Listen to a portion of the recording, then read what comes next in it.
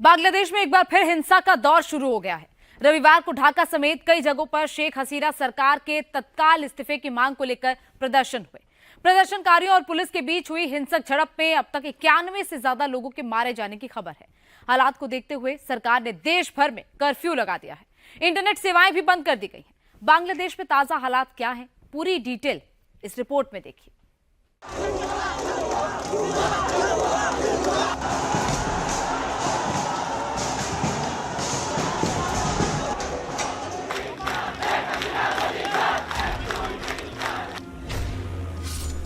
सड़कों पर आगजनी और हिंसा।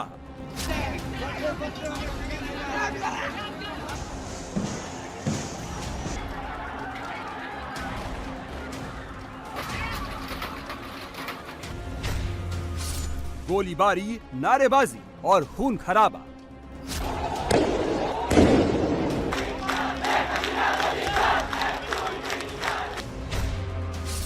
सड़क पर दौड़ते सेना के टैंक।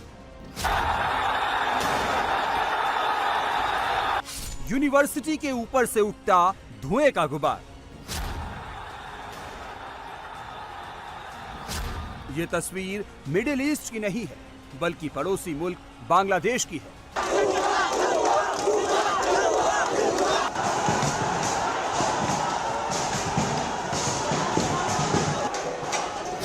बांग्लादेश में एक बार फिर से हिंसा का नया दौर शुरू हो गया है।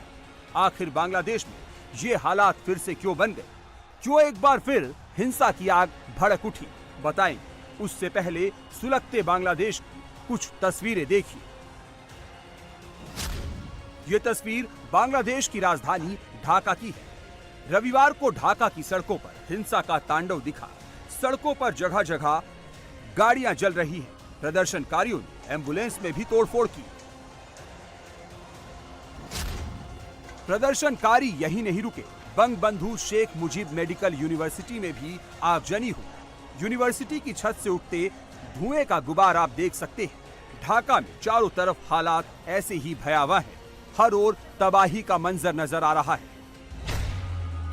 बताया जा रहा है कि अब तक 72 से ज्यादा लोगों की मौत हो चुकी है। मरने वालों में 14 पुलिस वाले भी शामिल हैं। वहीं अब तक गोली लगने से घायल हुए 40 से ज्यादा लोगों को अस्पताल में भर्ती कराया गया है। सरकार ने हिंसा पर काबू करने के लिए देश भर में कर्फ्यू लगा दिया है। साथ ही अगले 3 दिनों के लिए छुट्टी की घोषणा कर दी है। इसके अलावा राजधानी ढाका में दुकानों और बैंकों को बंद करने के आदेश भी दिए हैं।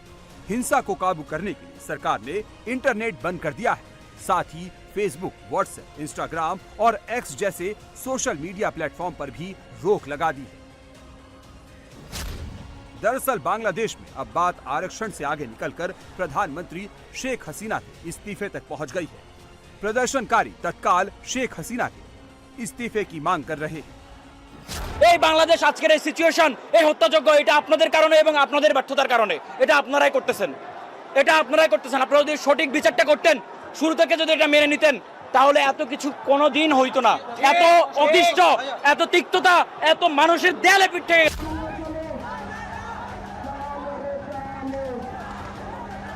ढाका में रविवार को हालात इतने बिगड़ गए कि सड़क पर सेना के टैंक उतारने पड़े। भीड़ को काबू करने के लिए सेना के साथ टैंक भी चलते दिखे। लेकिन लोगों में गुस्सा किस कदर है, इसका अंदाजा इस बच्चे को देखकर लगा सकते हैं। ये बच्चा पुलिस वालों से भिड़ गए और उन पर ताबड़तोड़ घूंसों की बौछार कर दी।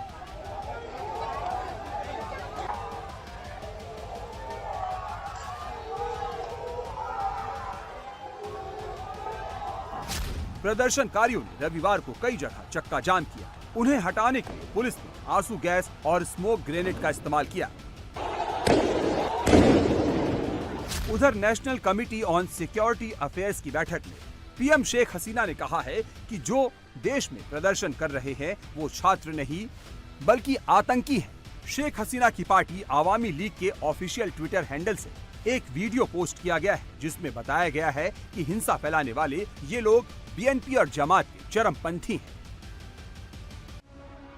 सोशल मीडिया में कई और भी ऐसी तस्वीरें वायरल हो रही हैं, जिनमें कुछ ऐसे लोग हिंसा फैलाते दिख रहे हैं जो छात्र नहीं लग रहे। तस्वीर भी बता रही है और बांग्लादेश सरकार भी कह रही है कि हिंसा फैलाने वाले सिर्फ स्टूडेंट नहीं है, बांग्लादेश को जलाने वाला कोई और भी है जो आग भी लगा रहा है, वीडियो भी बना रहा है और सोशल मीडिया पर फैला भी रहा है। बांग्लादेश में पिछले 1 महीने से हालात इतने क्यों बिगड़ गए? रिजर्वेशन का कौन सा जिन बोतल से अचानक बाहर आया और बांग्लादेश आरक्षण की आग में जलने लगा? अब ये भी जान लीजिए। पिछले महीने बांग्लादेश में सरकारी नौकरियों में आरक्षण खत्म करने को लेकर हिंसक प्रदर्शन हुए थे। इन प्रदर्शनों में 150 से अधिक लोगों की मौत हो गई। बांग्लादेश की सरकार ने 2018 में अलग अलग कैटेगरी को मिलने वाला 56% आरक्षण खत्म कर दिया था, लेकिन इस साल 5 जून को वहां के हाईकोर्ट ने सरकार के फैसले को पलटते हुए दोबारा आरक्षण लागू कर दिया। इसके बाद पूरे बांग्लादेश में हिंसक प्रदर्शन शुरू हो गए। हालांकि सुप्रीम कोर्ट ने 21 जुलाई को हाई कोर्ट के फैसले में बदलाव करते हुए आरक्षण की सीमा 56% से घटाकर 7% कर दी। इसमें से स्वतंत्रता सेनानियों के परिवार वालों को 5% आरक्षण मिलेगा, जो पहले 30% था। बाकी 2% में एथनिक माइनॉरिटी, ट्रांसजेंडर और दिव्यांग शामिल होंगे। सुप्रीम कोर्ट ने कहा कि 93% नौकरियां मेरिट के आधार पर होंगी। आरक्षण पर कोर्ट के फैसले के बाद बांग्लादेश में हिंसा के शोले लगभग बुझ चुके थे। जिंदगी पटरी पर लौट रही थी, लेकिन अब एक बार फिर अचानक से बांग्लादेश सुलगने लगा है। अब बात आरक्षण की नहीं हो रही है, बल्कि सीधे सीधे प्रधानमंत्री शेख हसीना का इस्तीफा मांगा जा रहा है। ऐसे में सवाल ये है कि क्या छात्रों की भीड़ में कट्टरपंथियों के शामिल होते ही हिंसा की आग तेजी से बढ़ने लगी? स्टूडेंट के वेश में जमाते इस्लामी के कट्टरपंथी आंदोलन में शामिल हो गए। चरमपंथियों ने आतंकवादियों की तरह पब्लिक प्रॉपर्टी को जलाना, बर्बाद करना शुरू कर दिया। मतलब बांग्लादेश में जितनी हिंसा फैलेगी, जितना बवाल होगा, उतना ही ज्यादा शेख हसीना सरकार पर दबाव बढ़ेगा। बहरहाल बांग्लादेश के हालात को देखते हुए भारतीय दूतावास ने एक और एडवाइजरी जारी कर भारतीय छात्रों को अलर्ट रहने को कहा है। बांग्लादेश में एक बार फिर हिंसा का दौर शुरू हो गया है। रविवार को ढाका समेत कई जगहों पर शेख हसीना सरकार के तत्काल इस्तीफे की मांग को लेकर प्रदर्शन हुए। प्रदर्शनकारियों और पुलिस के बीच हुई हिंसक झड़प में अब तक 91 से ज्यादा लोगों के मारे जाने की खबर है। हालात को देखते हुए सरकार ने देश भर में कर्फ्यू लगा दिया है। इंटरनेट सेवाएं भी बंद कर दी गई हैं। बांग्लादेश में ताजा हालात क्या हैं, पूरी डिटेल इस रिपोर्ट में देखिए।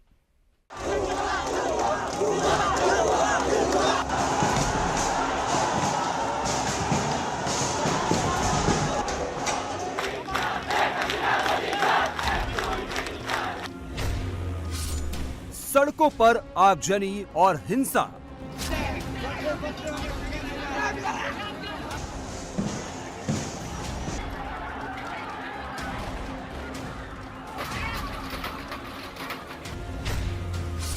गोलीबारी, नारेबाजी और खून खराबा।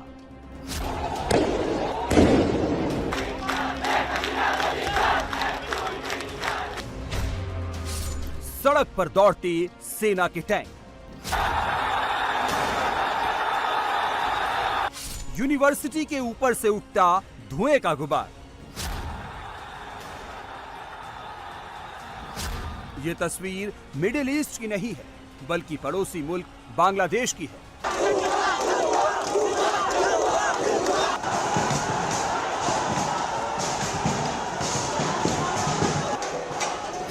बांग्लादेश में एक बार फिर से हिंसा का नया दौर शुरू हो गया है। आखिर बांग्लादेश में ये हालात फिर से क्यों बन गए? क्यों एक बार फिर हिंसा की आग भड़क उठी?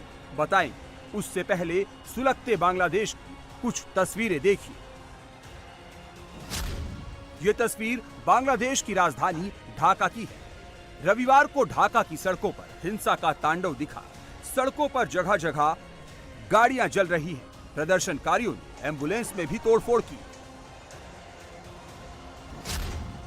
प्रदर्शनकारी यही नहीं रुके, बंगबंधु शेख मुजीब मेडिकल यूनिवर्सिटी में भी आगजनी हुई। यूनिवर्सिटी की छत से उठते धुएं का गुबार आप देख सकते हैं। ढाका में चारों तरफ हालात ऐसे ही भयावह हैं। हर ओर तबाही का मंजर नजर आ रहा है।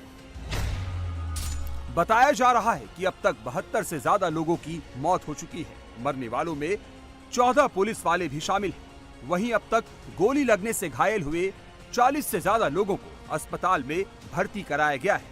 सरकार ने हिंसा पर काबू करने के लिए देश भर में कर्फ्यू लगा दिया है। साथ ही अगले 3 दिनों के लिए छुट्टी की घोषणा कर दी है। इसके अलावा राजधानी ढाका में दुकानों और बैंकों को बंद करने के आदेश भी दिए हैं। हिंसा को काबू करने के लिए सरकार ने इंटरनेट बंद कर दिया है। साथ ही फेसबुक, व्हाट्सएप, इंस्टाग्राम और एक्स जैसे सोशल मीडिया प्लेटफॉर्म पर भी रोक लगा दी है। दरअसल बांग्लादेश में अब बात आरक्षण से आगे निकलकर प्रधानमंत्री शेख हसीना के इस्तीफे तक पहुंच गई है। प्रदर्शनकारी तत्काल शेख हसीना के इस्तीफे की मांग कर रहे हैं। এই বাংলাদেশ আজকের এই সিচুয়েশন, এই হত্যাযজ্ঞ, এটা আপনাদের কারণে এবং আপনাদের ব্যর্থতার কারণে। এটা আপনারাই করতেছেন, আপনারা যদি সঠিক বিচারটা করতেন, শুরু থেকে যদি এটা মেনে নিতেন, তাহলে এত কিছু কোনোদিন হইতো না। এত অতিষ্ঠ, এত তিক্ততা, এত মানুষের দেয়ালে পিঠ থেকে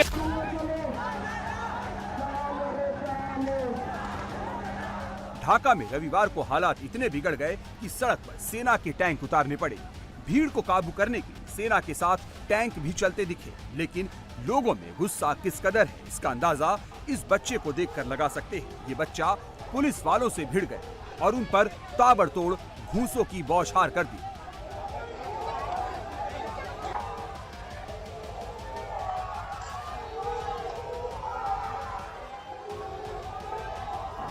प्रदर्शनकारियों ने रविवार को कई जगह चक्का जाम किया।